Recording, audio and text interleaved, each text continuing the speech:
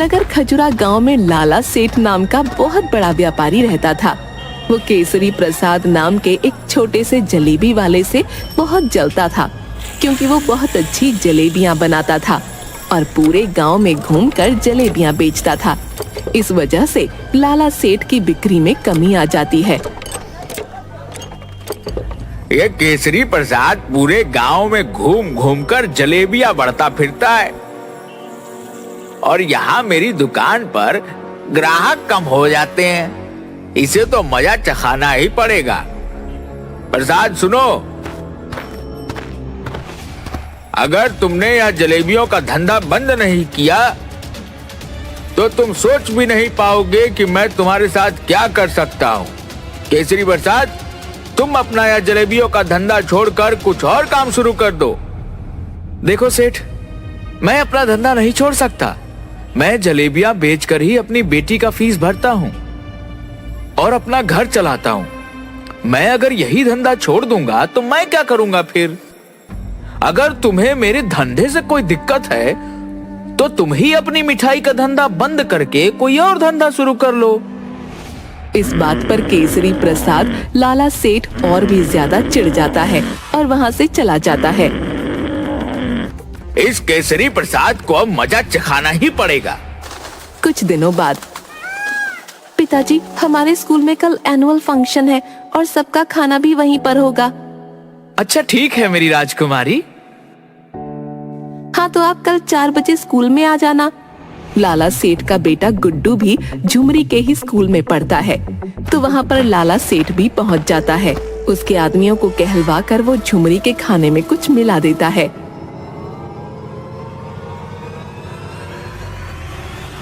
जिस वजह से झुमरी बीमार हो जाती है। रात को झुमरी, पिताजी, मेरे पेट में बहुत जोरों का दर्द हो रहा है, और फिर वो उल्टी कर देती है। अरे बेटा, क्या हुआ? चल तुझे अभी डॉक्टर साहब के पास लेकर चलता हूँ। फिर केसरी प्रसाद झुमरी को अस्पताल लेकर जाता है। डॉक्टर साहब, इसे पेट में बहुत दर्द हो रहा है और इसे उल्टी भी हो रही है। इसके खाने में कुछ ऐसा आ गया है जिस वजह से इसके पेट में दर्द हो रहा है। डॉक्टर कुछ दवाई देता है। फिर झुमरी 4 दिन तक ठीक नहीं होती और बिस्तर से उठ नहीं पाती। न जाने मेरी बेटी को क्या हुआ है, 4 दिन से बिस्तर से उठ ही नहीं पा रही है। तभी उसके पास से एक पागल धक्का मारकर निकलता है। अरे भाई, जरा देख कर चलो।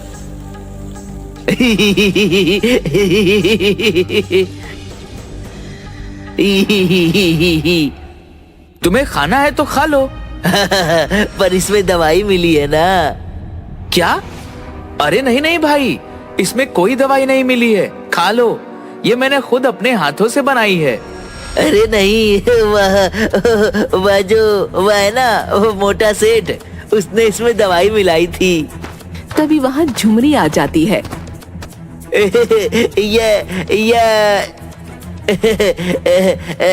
इसी ने तो मिलाई थी ना उस दिन। क्या? किसने मिलाई थी दवाई?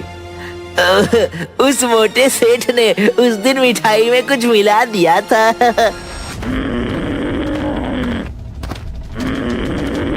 लाला सेठ, लाला सेठ, अपने घर से बाहर निकल। अरे क्या हुआ केसरी प्रसाद, कोई दूसरा धंधा करने के लिए पैसे मांगने आए हो क्या? चलो देर से ही सही, पर तुम्हें अकल तो आई। और फिर केसरी प्रसाद लाला सेठ को एक थप्पड़ मारता है। दोनों में कड़ी हाथापाई होती है। फिर हाथापाई में लाला सेठ केसरी प्रसाद के पेट में छुरा घोंप देता है और केसरी प्रसाद की जान चली जाती है। गांव के सभी लोग ये होता हुआ देखते हैं, पर कोई भी लाला सेठ के खिलाफ गवाही नहीं देता। झुमरी अनाथ हो जाती है। उठो बाबा, मुझे कंधे पर बैठाओ ना बाबा, उठो, अब मैं क्या करूंगी आपके बिना। वो बहुत रोती है, पर उसके पास कोई नहीं होता। वो बैठी हुई उसके बाबा की कही हुई बातों के बारे में सोच रही थी कि कैसे उसके बाबा उसे प्यार से अपने कंधे पर बैठाकर मेला घुमाने ले जाते थे और जलेबियां खिलाते थे। ये सब बैठकर वो सोचती रहती है। फिर झुमरी बड़ी हो जाती है झुमरी एक दिन कुएं से पानी भरने जा रही होती है। तभी लाला सेठ की नजर उस पर पड़ती है। वो उसे गलत नजरों से देखता है।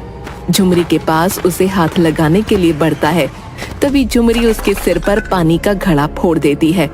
वहाँ खड़ी सभी औरतें ये देखकर हंसने लगती हैं। अरे वाह रे झुमरी, अच्छा हुआ, इसे तो ऐसे ही मारना चाहिए। फिर सभी औरतें मिलकर उसे मारने लगती हैं। इसे तो ऐसे ही मार पड़नी चाहिए। अरे वाह, मोटे सेठ को माल पड़ी, माल पड़ी। मोटे सेठ को माल पड़ी, बड़ा मजा आया। झुमरी, तुझे तो मैं छोड़ूंगा नहीं। अरे चाचा, नहीं तो और भी मार पड़ेगी। लाला सेठ कुछ बड़बड़ाते हुए वहाँ से निकल जाता है। अगले दिन गांव में फिर से वही पुरानी जलेबियों की खुशबू आने लगती है। वही पुरानी प्रसाद काका की जलेबियों की खुशबू।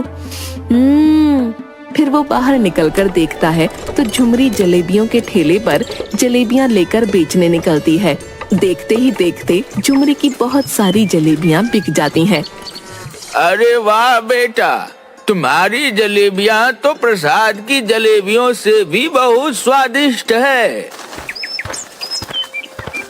अरे वाह जलेबी, मैं तो आज जलेबी खाऊंगा। जलेबी ई ई ई ई ई। और अजीब तरह से जलेबी खाने लगता है।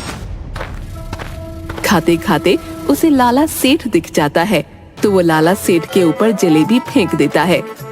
बिल्कुल इस तरह फेंकता है जैसे किसी कुत्ते को रोटी डाल रहा हो, और कुत्तों की तरह हाथ करके। तुझे भी जलेबी खानी है? लाला सेठ गुस्से से वहाँ से निकल जाता है। झुमरी के ठेले पर बहुत भीड़ आने लगती है और ये सब मिठाई वाले लाला सेठ को रास नहीं आता। वो कुछ गुंडे झुमरी को उठाने के लिए भेज देता है। आज तो वो झुमरी मुझसे नहीं बचेगी। जैसे ही वह आएगी, मैं उसे भी उसके बाप के पास पहुंचा दूंगा। बहुत हवा में उड़ रही है ना। तभी वो दोनों गुंडे पिटी हुई हालत में लाला सेठ के पास पहुंचते हैं। अरे तुम्हारी यह हालत किसने की? और किसने लाला सेठ? उस लड़की ने, जिसे आपने उठाने के लिए भेजा था। वह तो बड़ी ही टेढ़ी खीर निकली। मैंने तुम दोनों को एक लड़की उठाने के लिए कहा था। तुम दोनों से वह भी ठीक से नहीं हुआ। अब जाओ यहाँ से और मुझे अपनी शक्ल मत दिखाना।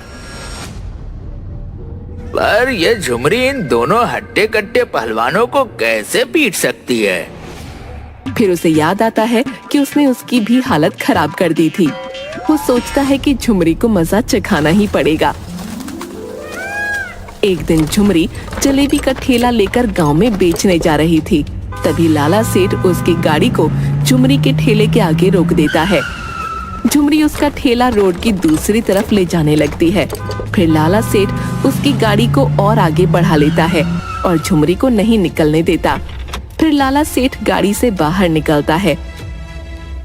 ए झुमरी, देख, तेरी मेरे सामने कोई औकात नहीं है। तू चुपचाप अपनी जलेबियों की दुकान, अरे नहीं, अपने जलेबियों का ठेला लेकर यहाँ से दफा हो जाओ और अपने ठेले को बंद कर दे। नहीं तो मैं इस ठेले को और तुझे कहीं का नहीं छोड़ूंगा। झुमरी आगे आती है और लाला सेठ की गाड़ी का कांच फोड़ देती है। अब देख, तेरी गाड़ी की औकात तो मेरे ठेले से भी बदतर हो गई। और उसके मुंह पर पैसे फेंककर, ये ले पैसे और जाकर अपनी गाड़ी ठीक करवा ले। और अगर चाहिए तो मुझे बोल देना, टिप भी ले ले, काम आएंगे। मोटे सेठ की गाड़ी टूट गई, मोटे सेठ की गाड़ी टूट गई। लाला सेठ आग बबूला होकर वहाँ से निकल जाता है। रात को एक नकाबपोश झुमरी के ठेले और उसके घर को आग लगाने के लिए पेट्रोल छिड़कने लगता है।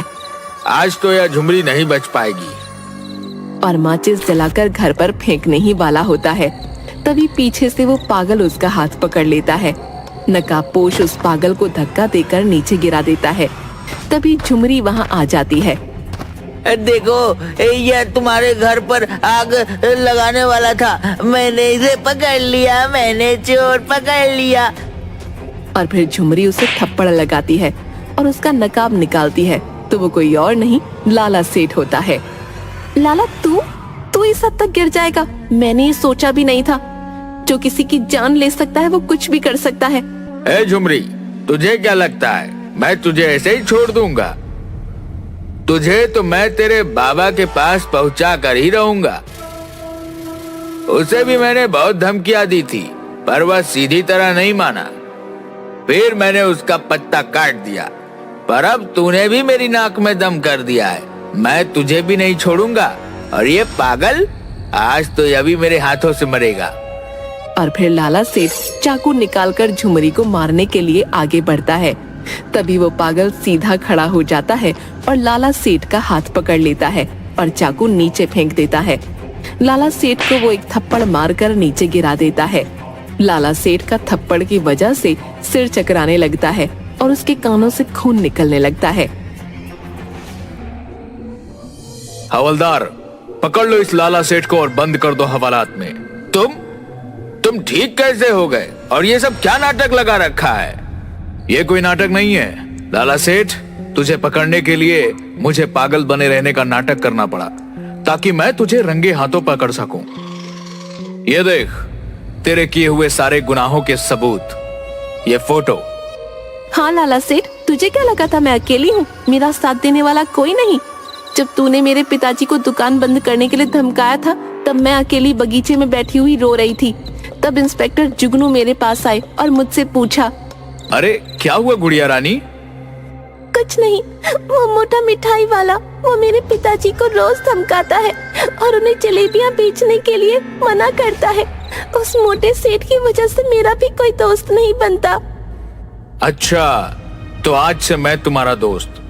पर तुम्हें उस मोटे सेठ को पकड़ने में मेरी मदद करनी पड़ेगी। तभी से मैं पागल बनकर तुम्हारे खिलाफ सबूत इकट्ठा कर रहा था। फिर कुछ दिनों के लिए काम की वजह से मुझे बाहर जाना पड़ा। पर जब मैं गांव में आया तब मुझे पता चला कि झुमरी के पिताजी की किसी ने हत्या कर दी। पर तुम्हारे खिलाफ किसी ने भी गवाही नहीं दी। तभी से मैं झुमरी की मदद करता हूं, और तेरे उन भाड़ों के गुंडों से भी मैंने ही इसे बचाया था। और फिर इंस्पेक्टर जुगनू लाला सेठ को जेल में बंद कर देता है।